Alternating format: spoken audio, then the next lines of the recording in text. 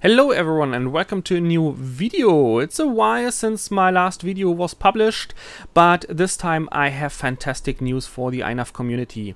INAV 6.1.1 is out for a while now and pretty stable. A lot of very happy users out there flying their planes and multi-rotors, of course.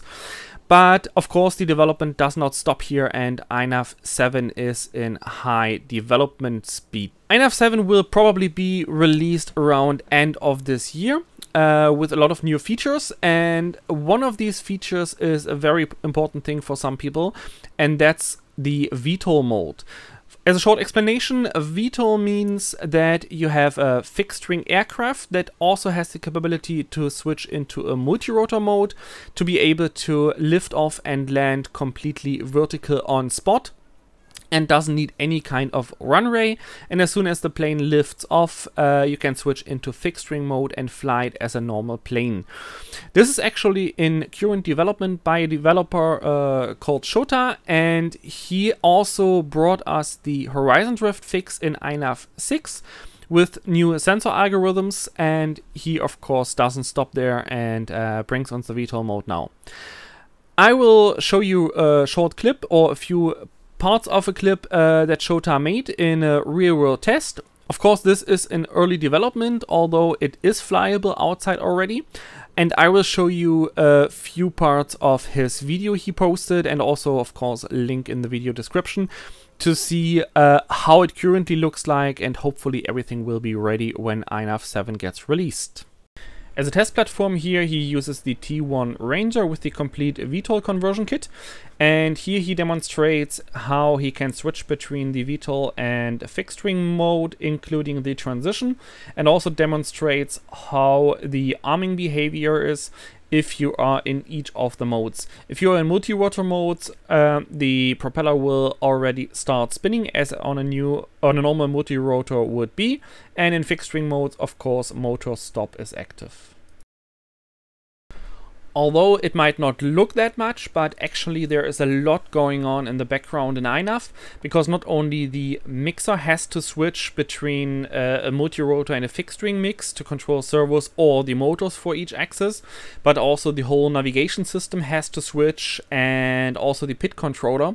And that's actually a lot of work, and one of the reasons why implementing VTOL is very time-consuming and takes a while to finish.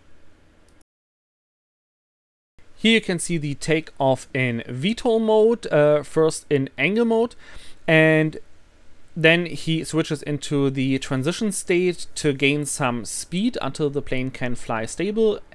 After that, he switches into full fixed wing mode and has normal control.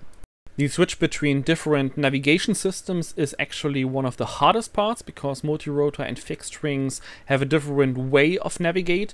And as you can see here in VTOL mode, he can switch into the position hold that acts like a normal multi-rotor in position hold mode. As an example, here is the return to home in fixed wing mode. The plane just turns around, makes a circle, and flies back to its home position. And when it arrives there, it will just circle around the home location as any fixed wing would do. There are still a few things that need to be figured out and implemented. For example, currently the transition from multi-rotor to fixed wing modes are completely manual, so the pilot decides how long he will stay in the transition mode to gain speed before he switches into fixed wing modes. This might get also an automated system. This is especially important for things like return to home or fail-safe situations.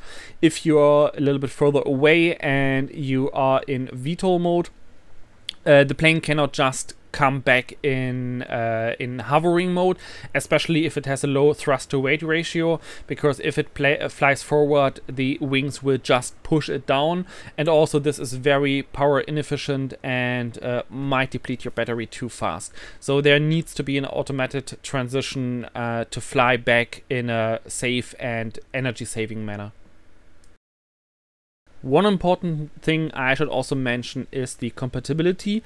especially with different flight controller processors.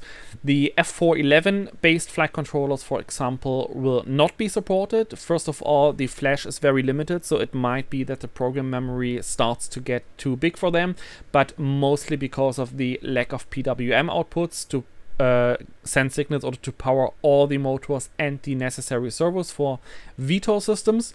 The same is for F722. They have a few more PWM outputs, but also lack a lot of storage, even more than the F411.